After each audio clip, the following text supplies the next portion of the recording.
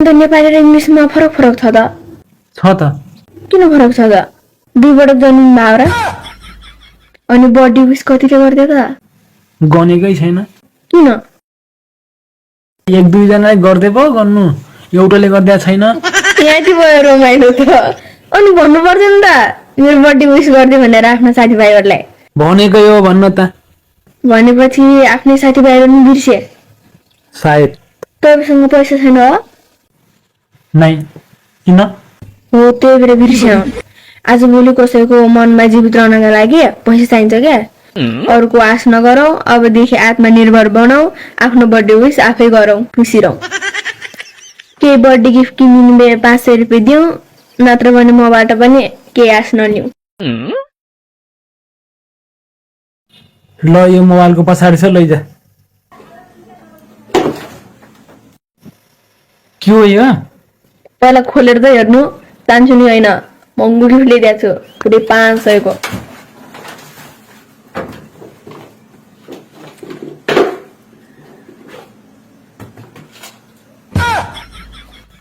यही हो महँगो गिफ्ट 500 को एउटा चोखपन सस्तो लाग्यो तपाईँलाई एउटा गाउँ खाने कथा सोध्छु है जान्नुहुन्छ कि नै सोध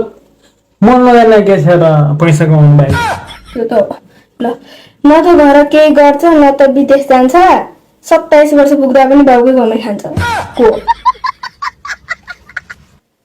यो भिडियो गर्ने मान्छे ठिकै भन्नुभयो तपाईँ बाइक कसले हेर्छ यो भिडियो अब अर्को गाउँ खाने कथा है पढाइ पनि फेल किडनी पनि फेल बस्ती आई जेल खेल्ने गर्छ भ्रष्टाचारको खेल छोड्ने छैन देश डुबाउन नमरुन्जेल को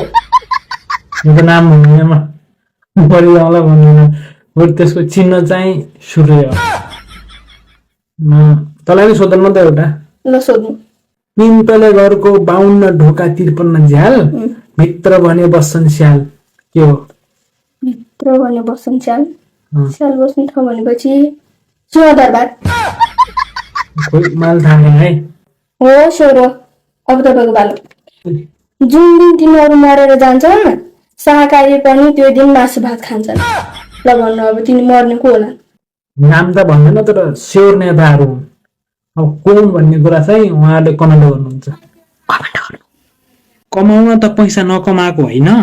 तर जति कमाए नि एउटा बचत छैन को जो हो त्यही म खुब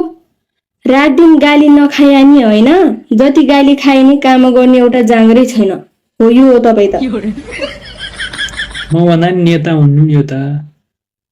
अब तैँले सुन कहिले साइन्टिस्ट कहिले मेमोरी किङ बन्छ मरेको मान्छेलाई बचाउँछु भन्छ को पागल होला पागलै होला त्यो मान्छे जित्नेले एक दिन खुवाउँछ मासु भात जिताउनेले अर्को दिन लाउँछ पम्पुरा हात नेपाली जनता फरक पार्टी फरक झण्डा लुटी खाने एउटै धन्दा त्यो त भन्दिनँ पास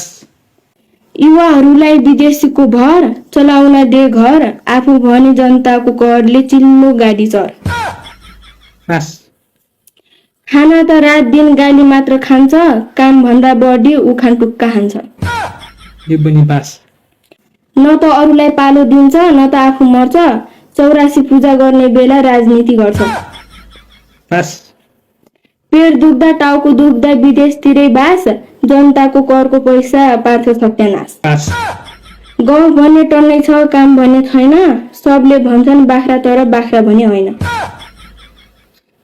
पास ल बधाई छ सबै पास गरेर फेल हुने दाजु यति सजिलो उत्तर नजान्ने दिमाग त गोबर छ के हो उत्तर सजिलो भएर भर